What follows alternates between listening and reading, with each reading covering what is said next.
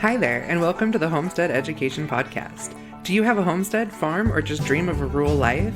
This is a show to help you and your kids grow your own food and grow as a person.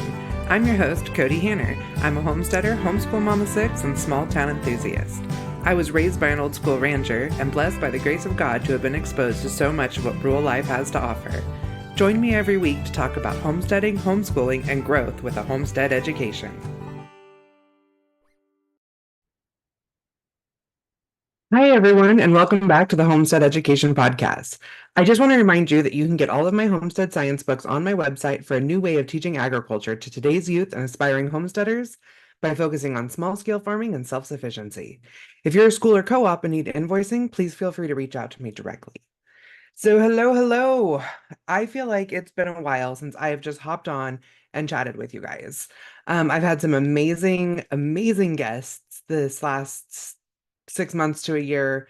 Um, I'm just a little over 2 years of this podcast running. I had my 100th episode a few months ago. I feel like it's been great. But I've missed just teaching, discussing topics with you guys, having some more of that feedback that I haven't gotten a lot with my guest podcasts because you're having the opportunity to learn from someone else and hear that banter. And I'm really looking forward to getting having more conversations with you guys, even though I'm talking to myself, but I love the feedback that I get via email and social media after I teach on certain topics. So I think I'm going to be doing a little bit of that for the next few months, in addition to, I don't know if you guys caught my last two podcasts, but they were with my friend Rachel Hester, and we are discussing nutritional health, specifically focusing on homestead eating habits, like the whole foods, making it ourselves. And we're here to answer your questions. Like, we're really excited about that. So those are going to be kind of like every other episode or possibly even a second episode a week. We'll just kind of see what fits for us. But if you have the opportunity, go back and catch those last two episodes. It's a two-part conversation where we discuss ours and our husband's health journeys and what made us start asking these questions. So today's episode is going to be about, I'm going to wait 1 second. We're not going there yet. I want to talk to you about my trip to Arizona.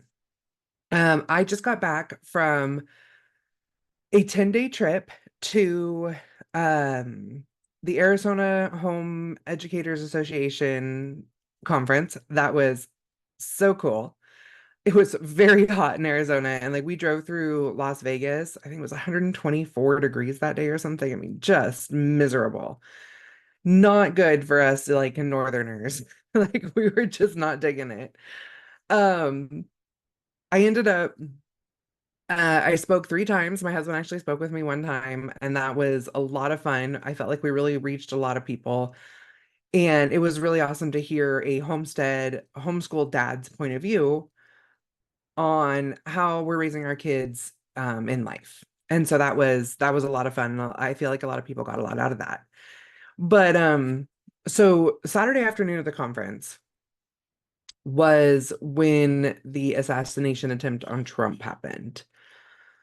That was There was a lot of intense feelings happening, and we're in this big conference hall with thousands of people. Like, I whew, I was like really overwhelmed. I had just got done talking. I had a line of people at my booth. I was slinging curriculum. My whole family was there selling curriculum. We were talking to people, but people were like scared and angry, and it was just so many emotions that I can't even begin to express yet. Maybe. I don't know. Um, I mean, I was like fighting back tears the whole time because I just didn't know what that meant for us as a country. And I still don't think we totally do. But during that, there was a little bit of like a confusion when I was packing up someone's order. And I got an email later that evening that, like, hey, I missed my workbook. Is there any chance that like you haven't left town yet and we can make this happen? So I ended up going to her Airbnb at like 10 or 11 o'clock at night. Um, Admittedly by her, it was kind of in the ghetto. We were a little like, a little sketchy neighborhood. And my husband and I are like getting her books out of the back of the truck, and her friend comes out and was like, I have to have a set. Can I, buy one from you right now?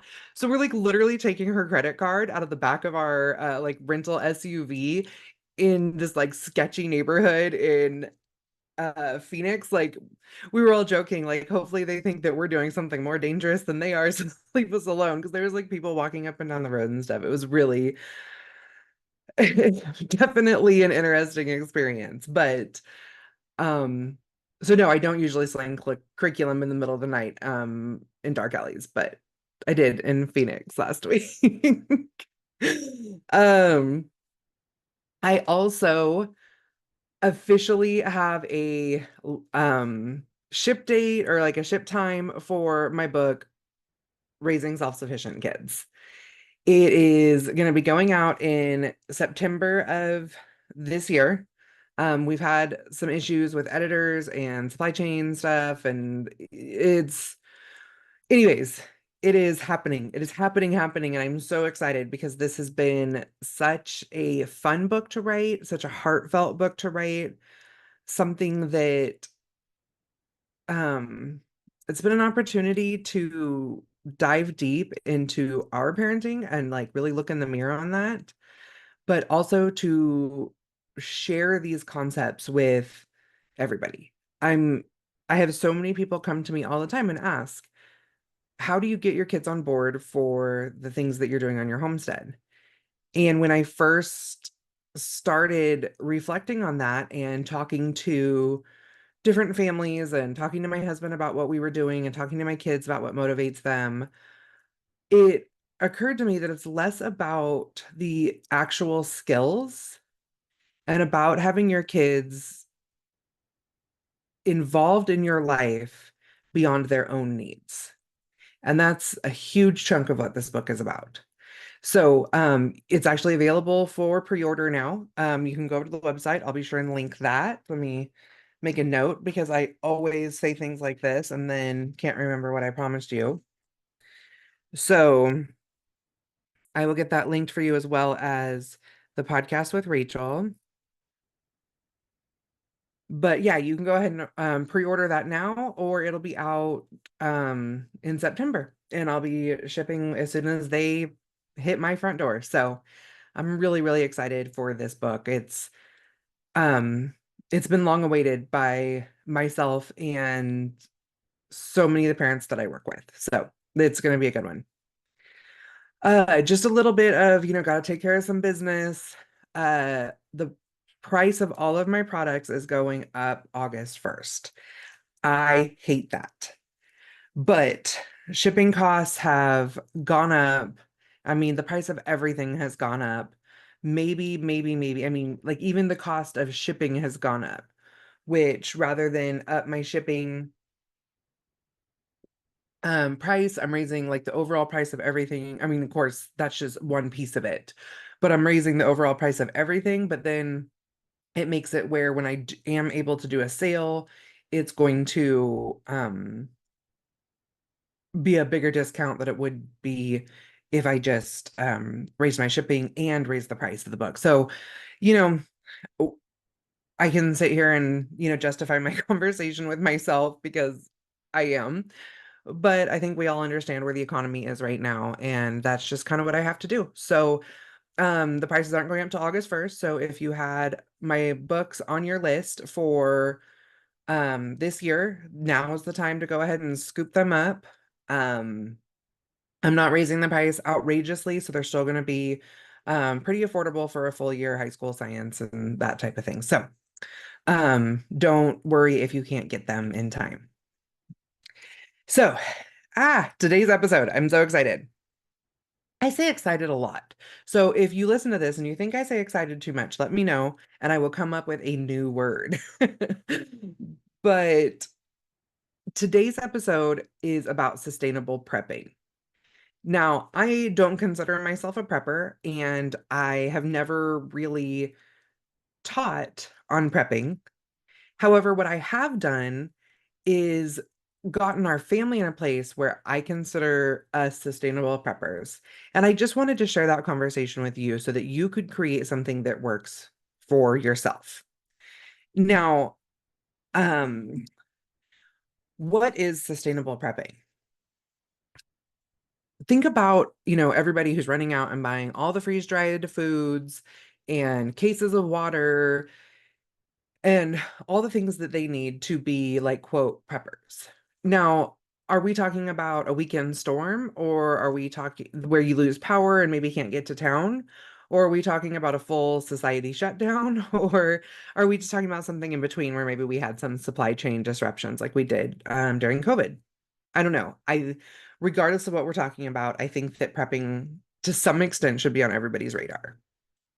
Now, in our home, if we're talking about a weekend storm, even if I didn't prep for it, like, so what? The kids have to eat beans out of a can or something for the weekend if I wasn't shopping, which I have plenty of stuff in the freezer. I'm not even worried. They may just not get to eat as spoiled as they normally do. Because I tell my kids this all the time, like, you're spoiled when it comes to eating because we never have to figure out like what we can make a meal out of because we always have full freezers and a full pantry and um the milk cow and eggs, and I mean they pretty much can have whatever they want 90% of the time. I mean, I'm not talking like, they can go in there and eat junk food and stuff all the time. I'm saying like we have good meals every night. I'm not trying to figure something out with a, can of beans and a pomegranate. Like they're solid. But if we hit another supply chain disruption, or God forbid, a full society shutdown, I feel like we are good for a supply chain and we're for a supply chain disruption. And I think that we are on our way to being, quote, okay for a full society shutdown. But I don't really consider us preppers. What it is we have the things that we need in place to regenerate them. And what I'm getting at with that, and this isn't an option for everybody. If you live in inner cities and things like that, I mean, it's just not an option. There's some things you can do, but there's some you can't. But if you're kind of an average rural family with a small piece of property all the way up to large property, this is absolutely doable. And I think that's the mindset that you need to be in this day and age. And I'm going to talk a little bit more about why we even need to be doing this during the, quote, like, good times. I'm having to be really careful with this conversation because I don't want it to become political. That's not my goal right now. My goal is just to give you guys some tools um to start looking at how you want to be sustainable. So I say so a lot too. Maybe we should like start a poll of like all the words that I repeat too much, and I'll like do electroshock therapy or something. Oh, I'm so tired. Anyways, this traveling, I'm so happy to be home for, gosh, like 7 weeks, and then I go for a weekend and I'm home for another month, go for a weekend, and then I'm home until spring. Like I am so happy that my travel schedule is almost over for the year. Uh, so I've been thinking a lot about what the sustainable is. If you are just going out and buying tons of freeze-dried foods, tons of water, and just storing that, I mean, depending on how much you get, which I mean, most people aren't putting 2, 3 years worth of stores in their basement. I mean, if you can, great. You're probably going to be all right. Um, but the average family, that's not always in the budget, nor does it completely make sense. However, what's going to happen is that if we have a shutdown that's longer than the stores that you have, when you run out, what do you do? And that is where sustainable homesteading comes in. We always have a way to replace everything. We have if it hits the fan plan, where we don't always can or dry all of our meat. But if things went to you know what, we could get most of our stuff canned or dried before we ran out of fuel and stuff. So, but we prefer our stuff frozen unless we have to can or dry it, like our meats. That's a huge one right there that I mean, within a couple of days, if we had to, we could have, everything canned or dried where we have a sustainable meat source, or we're not losing the meat that we currently have. And then we have chickens and pigs and cattle where we're not going to run out of meat. We always have that option of butchering more, even if there was no way to, even if there was no power and things like that. And not everybody can have the amount of animals that we have, but do you have a sustainable protein source for long term? Are you able to hunt? If you're able to hunt, I mean, are you doing bow and arrow, or are you going to be using ammo? Do you have ammo stores? Do you have a reloading machine where you can reload your own ammo? I mean, this conversation just keeps going and going and going, but that can feel really overwhelming. So you need to think about what you really want to do to prepare you and your kids. So first off, if are you and your spouse preparing your home, preparing your kids, preparing like your food, is one of you or both of you taking an active role in this on a regular basis? And I know we have jobs and we have so much going on. And I'm not trying to add to your list. I'm trying to enhance your list or help you narrow down what you actually should do. So, what do you really absolutely have to prepare? Again, I'm not a prepper. I didn't research a list before I came on this recording. I just wanted to start getting your own wheels turning. So, first of all, books. I can't say this enough. Books, books, books. The reason for this is because even if it's just a weekend shutdown where you don't have power, you may not have access to the internet. And if you need to figure out how to, fix something, get your heater running again, whatever it may be, if you don't have a how to do that, you're, up the creek, basically. You have to be able to um know how to do things. If there's a full society shutdown, there's no YouTube, there's no internet. You need books, you need manuals, you need even just if you don't have those things, taking the time to sit down and make some lists, write down, recipes, whatever it is that you need to make sure you're good. The next one is fuel. You have to have fuel sources. I mean, you'll freeze to death without them. So, especially in, most parts of the world, unless it's like outrageously hot.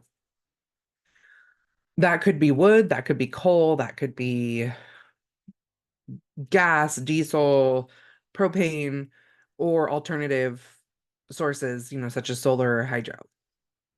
There now, I mean, I don't have solar panels. I probably should, but a lot of the programs to be able to get a solar panel, you're just tapping into the grid. And if you tap into the grid, you're not quote off grid.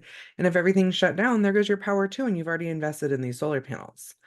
So then your other option is to do the solar panels where you have batteries, which the batteries can be very expensive.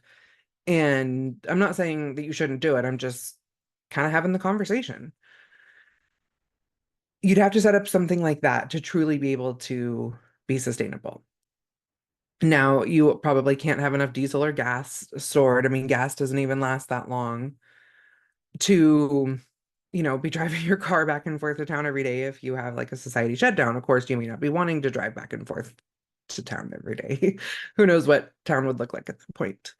Um, I watched too many like zombies and read apocalypse books, but let's just say if it happened. Now, what I do, like for us, we make sure our propane tank is always full. If my propane tank is full, which we kind of tested this one time, I could do all the cooking that we do for like 3 years off of our propane tank because it just runs our stove. That's, I mean, pretty decent. Like it would definitely give us some time to figure something else out if we needed to figure something else out. Um, we have wood stoves, so we have heat. Um, and like for cutting wood, like we have wood on our property, like we live in a wooded area. That's not necessarily the case for everyone, but it's things to think about. Like even right now, we have a log deck, which, somebody brought a flatbed of logs to our house last year, and we probably have 2 years worth of wood left on it. That doesn't even include what's growing on our property.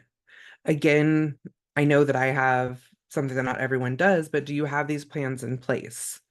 Like if you use wood heat, maybe you shouldn't have only 1 year's worth of wood. Like try to have 2 years worth of wood all the time so that you're kind of just ahead of the game if there's any issues.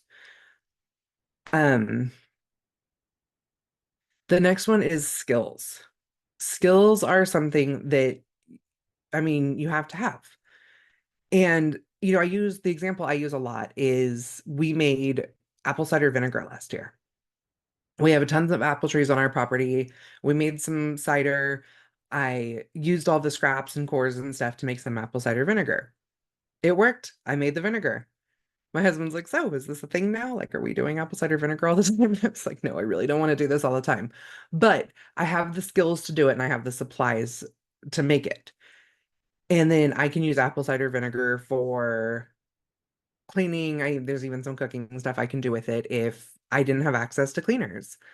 So no, I'm not going to do that all the time. It does take a little bit of time to make, but if I needed to, I have that skill like in my repertoire. But it's a utopian concept to think that we can have all of those skills.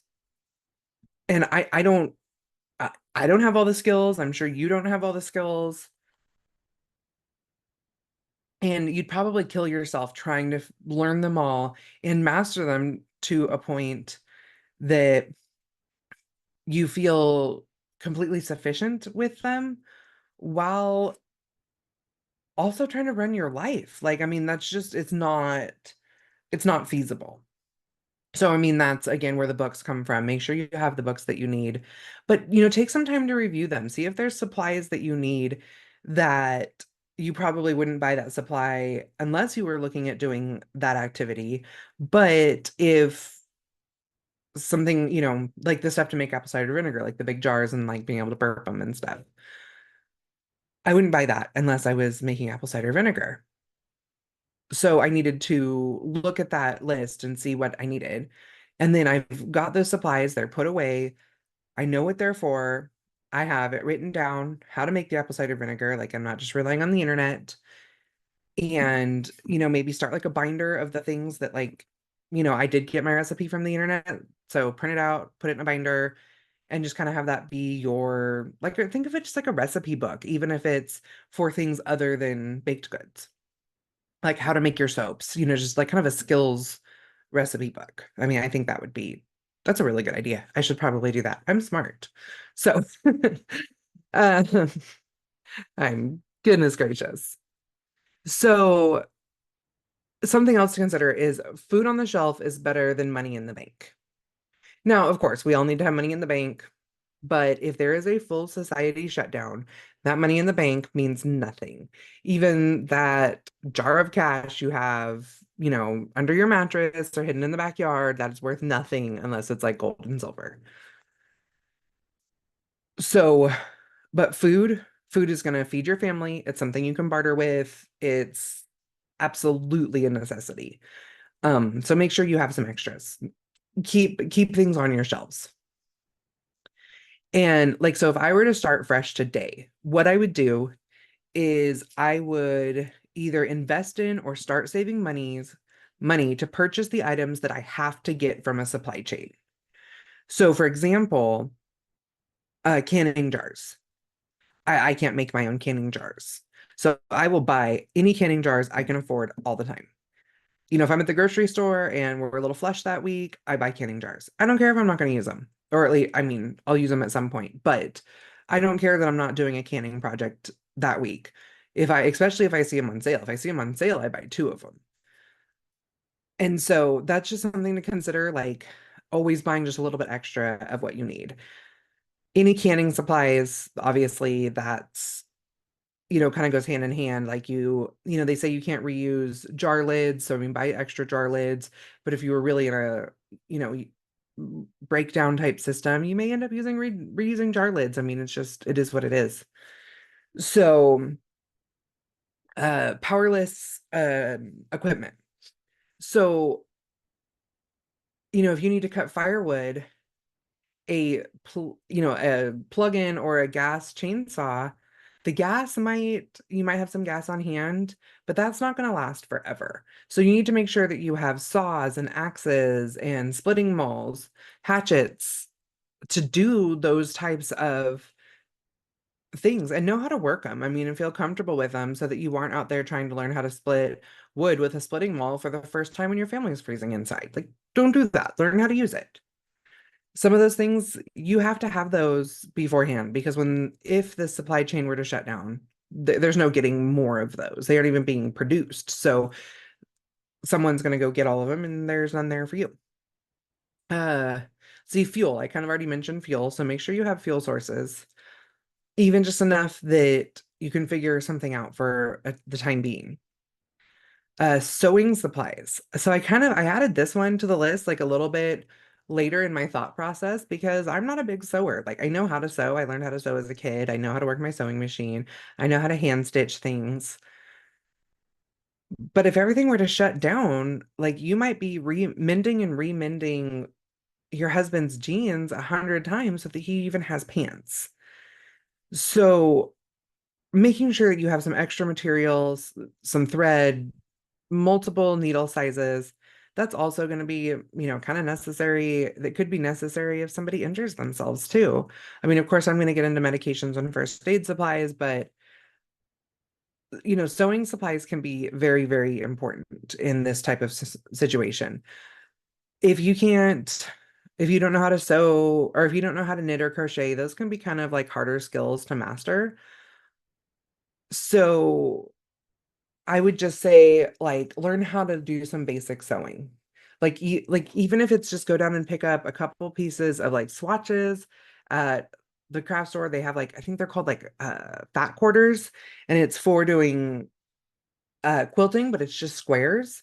You can buy those and a little bit of sewing stuff and just go home and practice sewing them together. Like why not? It's going to cost you maybe $5 and you can learn a new skill. Maybe while you still can do some YouTube um, videos to see how to use those to make a basic sack or like a little hand purse or something, just to learn something new. Then you have that skill, you can put together a decent sewing kit and put it on your shelf. You may or may not need it. I don't know.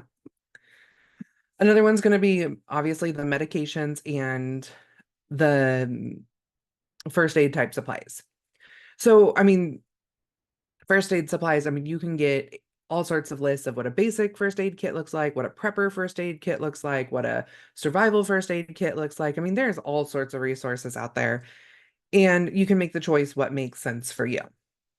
Now, for medications, this is where it gets a little more, you have to think about what you want to do. Obviously, if you have somebody that has like a life-threatening thing that they need medications for, make sure, it's sometimes hard to get more medications in advance, but do what you can. Work with your doctor. See if you can pay out of pocket for an extra month or see if, you know, I don't know. There's options, I'm sure.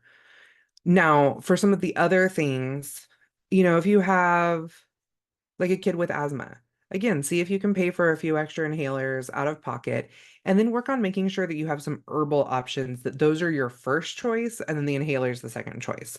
So like, mint oils and mint tea can really help with respiratory and opening you up. So, look into growing a bunch of mint, um, or stocking up on like, mint essential oils or something like that, so that you have that as your first line of defense, and then the inhaler is used when you can't get it under control. So that way you aren't just using an inhaler all the time and running out of it super fast. There's other things, like I have Tourette's and I take medication for my Tourette's. It keeps me from blinking all the time. It keeps me from working my jaw. Something, it just kind of, calms those types of things. If the world shut down, so I'm a little extra blinky. Like, we're okay. I'm not being a public speaker when the world shuts down, so who cares if I'm blinky? Those kind of things, I wouldn't even worry about it. Now, um, over the counter type things. I mean, obviously, we aren't going to have a lot of those. So it doesn't hurt to stock up on some basics. Tylenol, ibuprofen. I wouldn't go too crazy. I mean, even cold medicine, like you can live through a cold. I mean, we don't like to, but if you don't have to go to work every morning, then you don't really need your Dayquil. There are some herbal remedies that you can focus on. I mean, with respiratory, we look right back at the mint and eucalyptus. Those could be really great options for respiratory stuff. There's like, making mullein tea. If you have, like I said, a family member that or yourself that has more respiratory issues where you worry that a cold could set in and cause like pneumonia and stuff like that, you're going to want to make sure that you have some more of those on hand. Whereas a family that doesn't have a lot of respiratory issues, maybe just understanding how that works, maybe how to identify the plant, having some seeds stored away might be a good idea. But for somebody that is a larger concern, make sure that you really focus on those and that maybe you start even growing those and storing and stocking up on them now. Preparing your kids. I'm gonna like circle back to some of the actual um things that you can prep with, but right now it's kind of just a conversation of like why and how. So preparing your kids, they need these skills too. And they need to understand the importance of the skills. And I'm not saying like you need to scare them, like the end of the world could be coming, like no, no.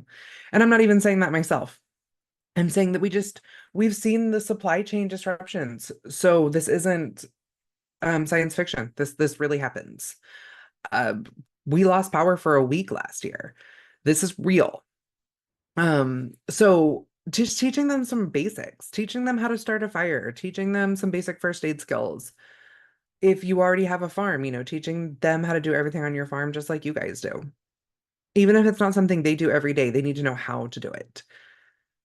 And that's going to be like a huge one. It's also going to give them a lot more confidence. And when they're seeing some of these things, like some of our teens that lived through COVID shutdowns that are, a little bit older now, I'm seeing a lot of them being like, yeah, we need to know how to do this stuff because we didn't know how when we were like 12 and what if?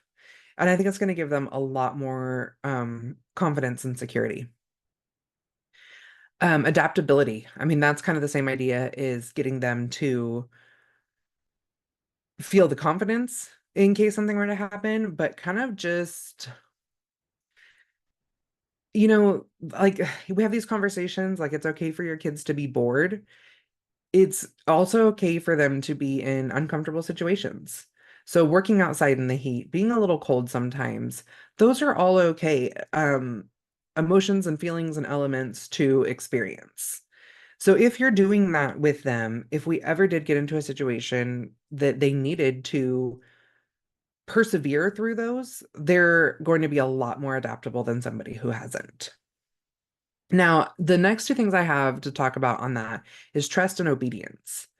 I'm not saying our kids have to blindly obey us, and I really hope that they just trust you. But they need to understand that this trust and obedience comes in a lot bigger in emergent situations. So, I mean, if you have a kid that, always back talks and doesn't want to do what they want to do or what you need them to do, and you have even a bad power outage where you're like, I'm going to go outside and I'm going to be trying to work with the breakers and I need you to let me know exactly what's going on. And they're like, why? I don't want to. Why can't so and so do it? You can't have that type of relationship. Like, you have to work through those things. And I mean,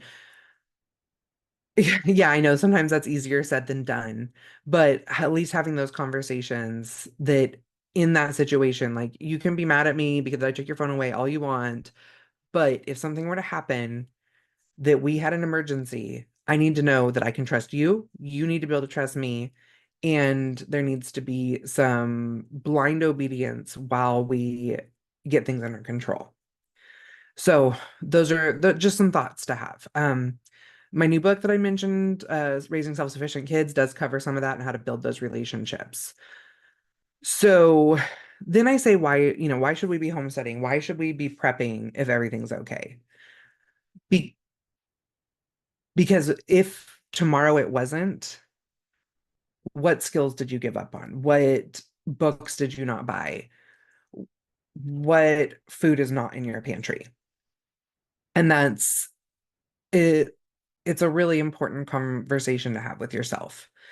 Also, what we're seeing is over the last, few generations to 100 years, our society has lost almost all self-sufficient skills. Like it's not a normal, regular thing. And that is really, really scary. And I think that that's why the modern homestead movement today is so big. Like there's been several back to the land movements over the last 100 years, but this one is the one that's like, it's holding. And I think that that is because people just realized how dependent we have become on systems. And we need to be able to be dependent on ourselves and our families and our land and our communities, not on the systems that like supply chains. So learn these skills now, get some things put away, make sure that you're just ready. Now, so when you're doing this, let's start with food. I've talked about it a little bit, but make a list of like maybe the 10 items that you absolutely have to be able to just regular meals. Now, because if we're in some sort of shutdown, you might have to just limit and be a little bit more basic. So make a list of the things you have to have.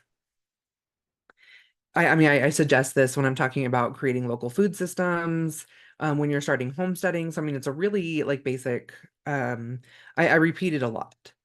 So those 10 things, flour is a big one. Flour is not always one that everybody can produce themselves. So right there, get some wheat berries and get a hand crank grain mill. If you want an electric one, great. Get your electric one. They're awesome. I love the smell of when they're grinding grain. But if you didn't have power, you would have to have a hand crank one in order to turn your wheat berries into flour. But buying too much flour and storing it, it can actually go bad. You can get bugs in it. Whole wheat flour is actually really bad about going bad, but you don't want a bunch of bleached flour either because that's not as good for you. So the wheat berries is really the option to go with on that. Salt's another one. But, you can't really grow your own salt. I mean, some places maybe you can harvest it, or not harvest it, but like mine it or dehydrate seawater, but that's not an option for everybody. That one, buy salt in bulk. Buy more than seems reasonable. Because just being able to like salt cure meat takes like 5 pounds of salt. So honestly, like depending on how prepared you want to be, you could be looking at hundreds of pounds of salt, and that wouldn't be outrageous. And I mean, honestly, there's things you could do with it if you want to like cycle it out. You can use it for, your front walk in the snow. You can, try salt curing stuff. You can pickle things with salt. I mean, there's so many things you can do with it. So it's not like a totally extreme thing to say go buy 200 pounds of salt. Um, those are my two biggest ones as far as things that aren't something that you could normally be sustainable. There's some spices that maybe aren't available everywhere, so you might want to stock up on some of your favorites with those. Pretty much everything else you could grow if you need it. So even if you're not a big gardener, you need to learn how to garden. I'm not saying you have to have a 3-acre garden where you're growing all of your family's food just for fun, because you have jobs. But if the world shuts down, you probably don't have a job, so you can just garden all the time. So that sounds kind of nice. Anyways, if, but have a small garden, have one garden bed where you feel comfortable growing several different varieties of plants and then have seeds for those stocked away. And then if everything were to change and you have to start growing your own food, you have that skill set, you have the product to be able to do it. But then you might want to look at, a book on gardening. So if you have any issues, you can kind of like troubleshoot your garden, and like a book on seed saving, so that any seeds, anything you're growing, you can save seeds from, so that this is a sustainable food source. You can still can on like a propane stove. So having a propane stove put away, with enough propane to be able to do some canning for a few years may not be a bad idea. Um, like I said, we have our large propane that runs our stoves. We could do our canning on it. But some people have electric stoves. So, I mean, even if you don't have a way to run your stove regularly, having a propane like camp style stove and some backup propane tucked away, oh well. And if you're like, well, do I really want to invest in that? Think of like, you can do some outdoor cookouts with the kids and then just replace your propane so that you're not, running it all down, but you still have a use for that propane stove. Um, Meats, I talked about a sustainable protein source. Chickens are a great one because you're getting eggs from them. They're reproducing. You can get chicks. Make sure you have a variety that reproduces. If you can't own a rooster where you live, um, maybe make sure someone who always, like that's that community thing. If everything were to shut down, go buy a rooster off someone like right away. And then, or trade for a rooster. I don't know. Maybe there's not money anymore. With that, you have your eggs, you have your meat, you have feathers for fertilizer, you have their poop for manure. I mean, that is a really great meat source that you can even do in small communities. Quail are another good one like that. Um, so if you can raise larger meat, I mean, just for me, I feel like it needs to be sustainable. Like if you're interested in raising pork, you need to have a breeding pair and roll with it. But at least try it. Try like one summer buying a feeder pig off someone, feed them out, get them butchered, see if you know what you can do with the meat. And then if you need to raise pigs in the future, you have that skill under your belt. So, um, dairy, of course, dairy cow is always a great option. For people who have smaller properties, even if you don't want to milk all the time, having a small goat or sheep herd where you can have that sustainable protein. And then if you want or need to milk in the future, you already have your herd. So that's another one that could provide you with your milk needs. Then, just make sure you're comfortable with it. Learn how to milk your sheep or your goat, even if that's not something that you're going to be doing all the time. But learn how to do it. Feel comfortable with it. Know what to do with the milk. Buy books on cheese making. And then, like, there's also, I have it on my bookshelf. I think it's called The Art of Natural Cheese Making.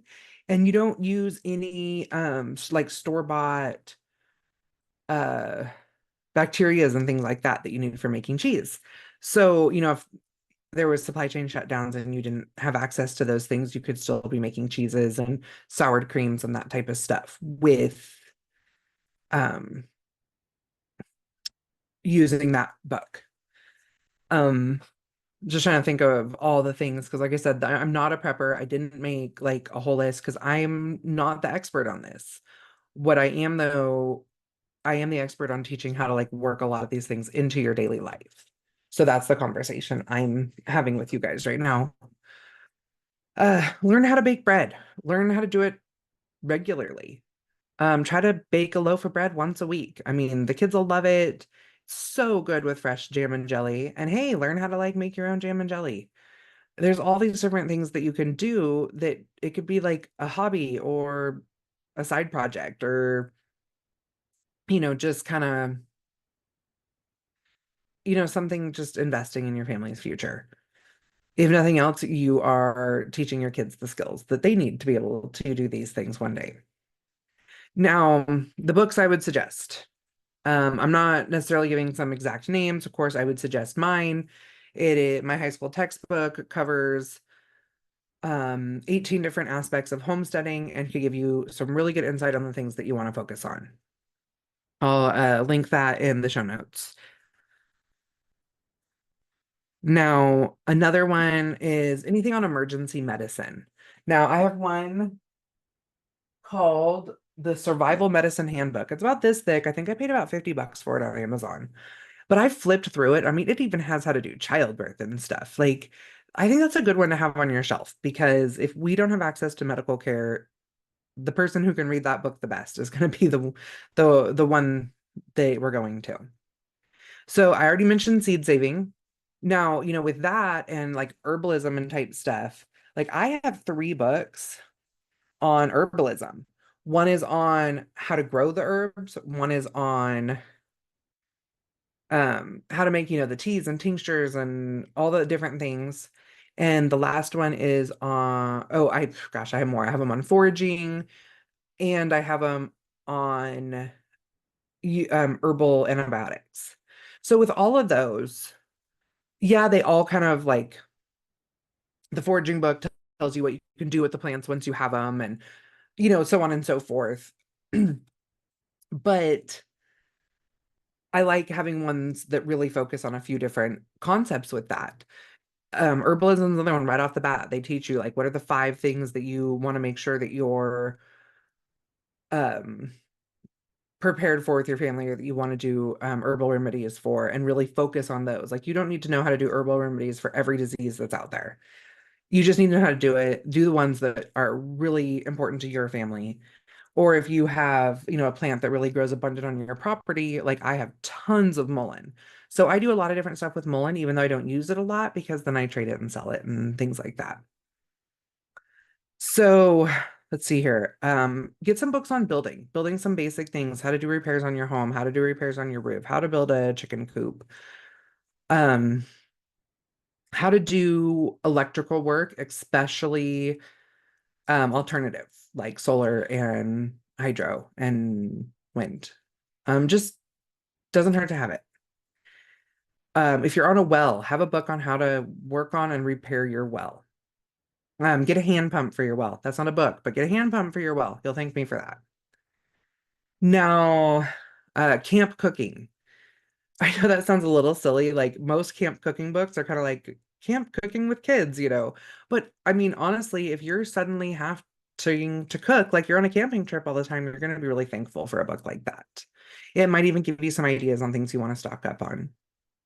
Uh, Food preservation, of course. You want to know how to can, but you're also going to want to know how to do some more primitive food preservations like drying and salt curing and how to, do your root cellar. Animal husbandry. Of course, we want to know how to take care of our animals. You need to know for some first aid on animals. If there's a certain animal that you know that you're going to be sticking with on raising and you want to know all the ins and outs on them, buy a few different books on them, like if dairy and beef, like you're going to breed your dairy cow to be able to have a beef calf and then keep milking your dairy cow. Make sure you have a book on how to raise dairy, how to raise beef, how to do the butchering, all the pieces that you need. Um, get manuals or books on all of the equipment that you own. So cars, tractors, lawnmowers, know how to work on them, have some of the basics already stored up. Like, spark plugs go out all the time. Make sure you have a few extra spark plugs on the shelf. And I mean, I'm going to be honest, we're not always perfect at this either. But I do, my husband and I always kind of have a conversation. Like, if he's going to buy a spark plug, they aren't that expensive, buy extra. So we just kind of try to have a little bit more all the time. Another one is have some books just strictly for entertainment, because if we don't have TV and phones and tablets and all those things that our kids especially have gotten used to, I know a lot in our generation, we're a little bit more comfortable in reading and handcrafts and that type of stuff, but our kids really aren't, at least most of them. So make sure you have some books for entertainment and make sure you have some other entertainment things or teach them, the joy of cross stitching or something like that, because they're probably going to do a lot of cross stitch. um, so I hope that this gave you some ideas that ways to work some of these things into your life, like I said, I would sit down and just really make a list of your necessities, the things that are really important to you.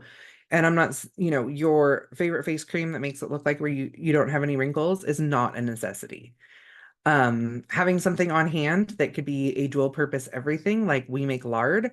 We have tons and tons and tons of rendered lard. If everything were to shut down and I had dry skin, I would put lard on it and not even feel bad. So maybe put a little essential oil in it so that it doesn't smell like lard. Although lard doesn't have a real bad smell, but I still would feel probably better with a little lavender in it or something. Um, Now I've suggested a lot of things. There's a lot of money involved, a lot of time involved.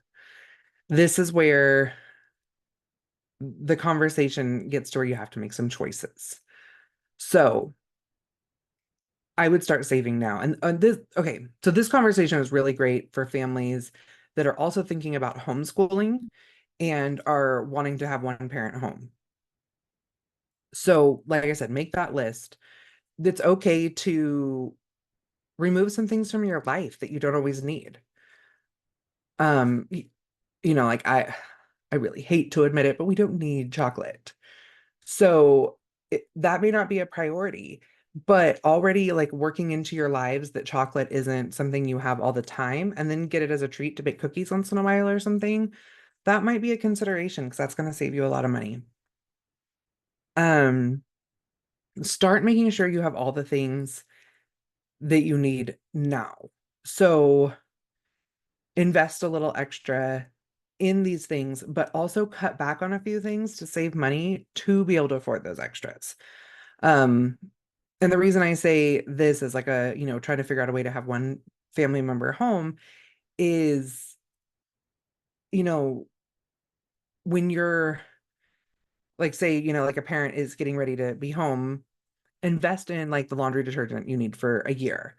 And in the meantime, while you're using that laundry detergent that you have for the year, mom has time to learn how to coupon clip or make her own homemade laundry detergent or other things like that will make it possible for her to be home. Now, I guess I'm kind of going off topic, but this one, there's so many similarities. Same idea. Buy a year's worth of laundry detergent. But even better, buy a year's worth of the stuff that you can use to make your own homemade laundry detergent, because a lot of those ingredients can be used for other things and it's so much cheaper. Like I have a YouTube video. I also have in my book, Homemade Cost Cutting, how to make your own homemade laundry detergent. What I used to spend let's see here, for 1 month's worth of of commercial laundry detergent, I can get more than a year's worth of supplies to make my own laundry detergent.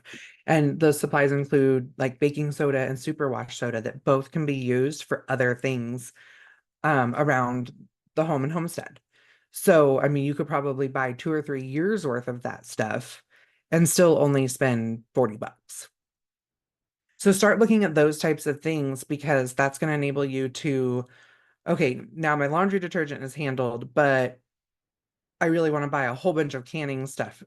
So that money that you would have been spending on laundry detergent for the next year, cycle that money over to buying a case of jars every month and just kind of go from there.